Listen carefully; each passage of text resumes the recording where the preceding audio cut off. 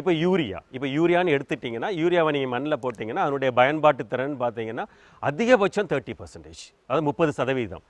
அதாவது நீங்கள் 100 கிலோ யூரியாவை மண்ணில் போட்டிங்கன்னா 30 கிலோ தான், அதிகபட்சமாக 30 கிலோ தான் பயிர்களால் எடுக்கப்படுகிறது. அதான் நம்ம யூஸ் எஃபிஷியன்சின்னு சொல்கிறோம்.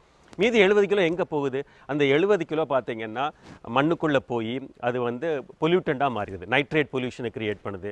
இல்லை வந்து என்னதுன்னு கேட்டிங்கன்னா நைட்ரஸ் ஆக்சைடாக மாறி உங்களுக்கு வந்து வளிமண்டலத்தில் போய் வந்து உங்களுக்கு வந்து கிளைமேட் சேஞ்சை கிரியேட் பண்ணுகின்றது, காலநிலை மாற்றத்தை உருவாக்குகின்றது. அப்போ என்னன்னு கேட்டிங்கன்னா நீங்கள் 100 கிலோ யூரியா போட்டிங்கன்னா 30 கிலோ யூரியா தான் பயிருக்கு போகுது.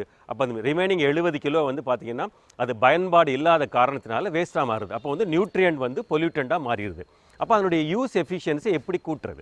அப்போ என்ன பண்ணுறோம் நாங்கள்? அந்த யூரியாவை நானோ யூரியாவாக மாற்றி அதனுடைய சர்ஃபேஸ் ஏரியாவை அதிகப்படுத்தி அதனுடைய ரியாக்டிவிட்டின்னு சொல்லக்கூடிய அந்த மெட்டபாலிக் எஃபிஷியன்சியை அதிகப்படுத்தி பயிர்களுக்குள்ளே போகக்கூடிய அந்த என்ட்ரின்னு சொல்லுவாங்க, என்ட்ரிக்கு போய் அதுக்கப்புறம் டிரான்ஸ்லொகேஷன் வாங்க, பயிருக்குள்ளே எப்படிலாம் போகுது டிஃப்ரெண்ட் டிஷ்யூஸ்குள்ளே. அப்புறம் அசிமிலேஷன், எப்படி அந்த நைட்ரஜன் வந்து அமினோ அமிலங்களாக மாறி புரதங்களாக மாறுது. இது எல்லா எஃபிஷியன்சியும் வந்து இந்த நானோவாக மாற்றும் பொழுது கூடுது.